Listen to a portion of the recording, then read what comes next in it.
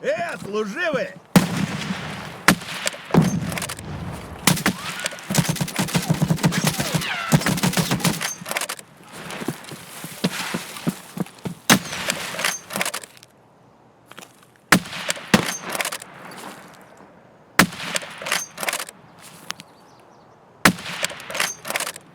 Whoa, that was German. Oh my god. Lol. He's gone. I'm gone.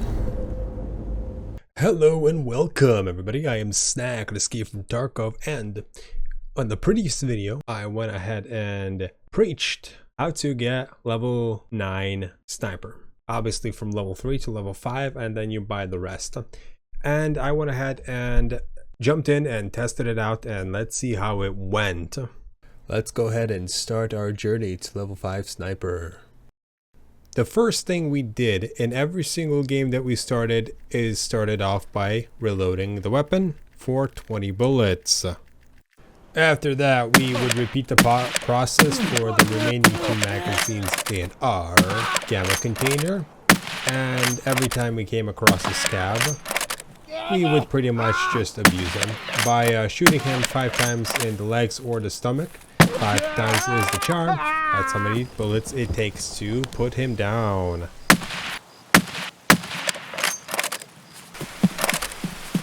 Sniper level 4. One more level. What I was doing here is, I'm not really good at leading when they're really close. So I was trying to get him in the legs and I missed. Obviously, we're gonna go reposition. Because judging by his armor, he's pretty much, I'm guessing he's pretty much newbie.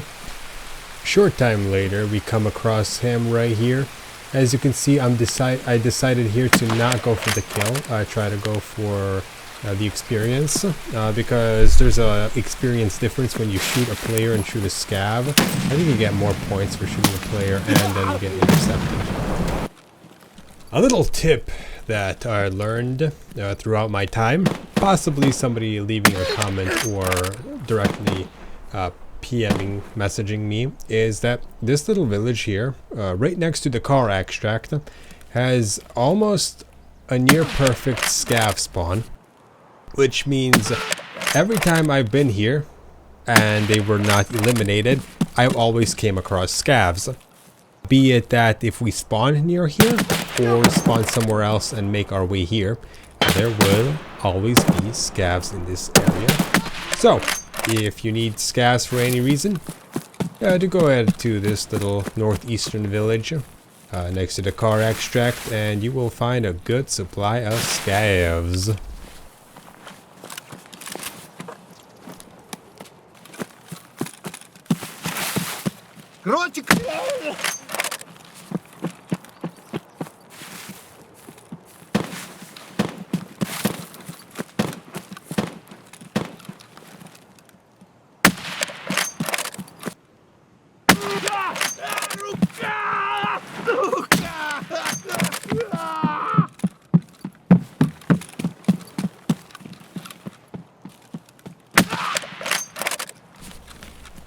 Throughout this video and throughout this entire sniper adventure on woods, we took routes that were not very player heavy. We pretty much tried to avoid the entire center unless we couldn't, but then again, I tried to avoid the entire center. Right here, we got chanced. I was not happy about this death. Another fun little mischief adventure is that during nighttime we came to this little checkpoint, which I always come here, and I don't think twice about it. But we come across not scav boys, we come across cultist boys. I checked the car for the key card, obviously, and yes, I know that they spawn here, but it doesn't really dawn on me the drasticity of this situation coming through sectant zones. I always just casually walk through them because I don't know, it seems like I don't give a crap about them. Maybe there was a time, because I've ran nighttime about 7 times and I've checked the center a couple of times. Maybe there was one time where none of them decided that I was fulfilling prey enough And, you know, they didn't send a little, you know, whisperer stabby boy at me.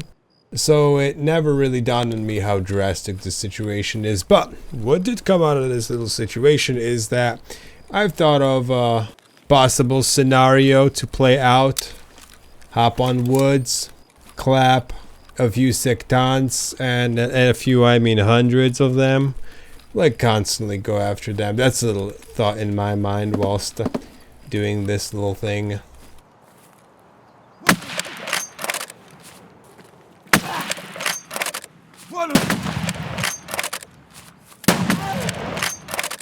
Вон он, блядь, ебать его!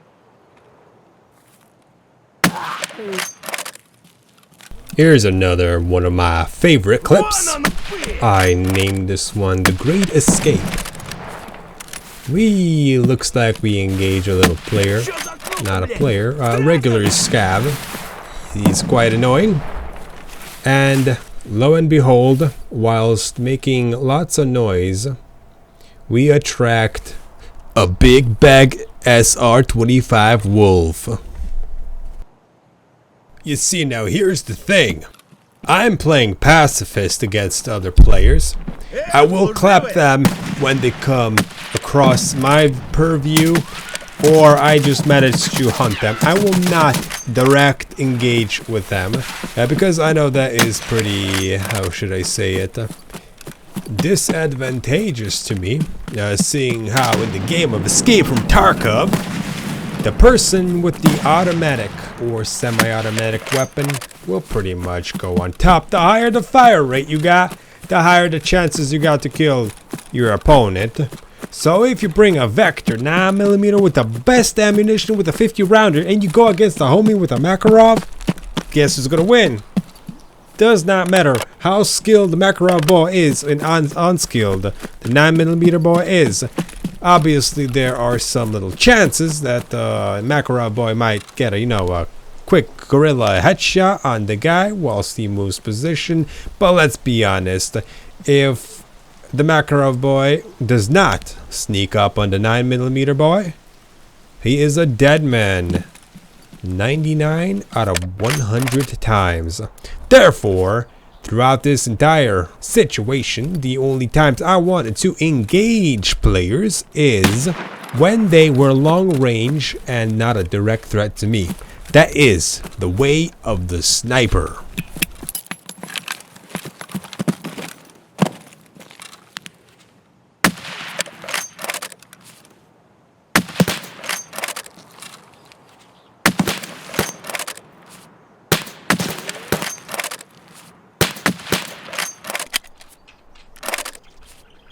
And we just got a sniper level 5.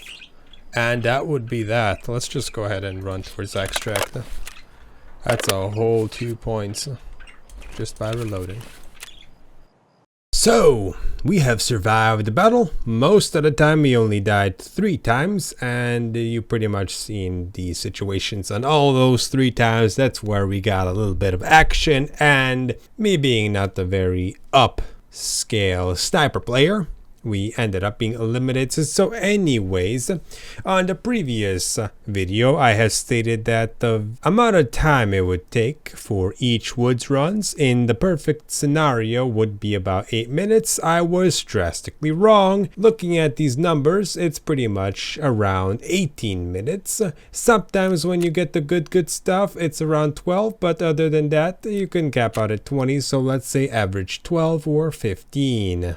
Some of you have stated in the comments below that the factory method would have been much faster. Hop in with a baby dick emoji and reload and escape. Who knows, I haven't tried it out. Boys, it will not be anything without the ending to this video. As you can see, Wedge Up Part 6 is asking us to get fast sniper. But let's go ahead and complete Mentor.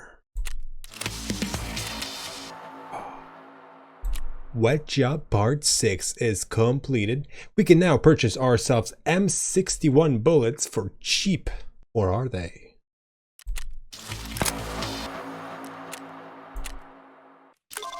It unlocks us the guide, but Hop back onto Mechanic, and he tells us to become a Sacco Sniper.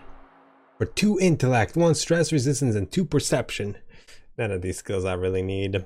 And finally, we turn in the quest, Shooter Bored in Heaven, for another sniper level.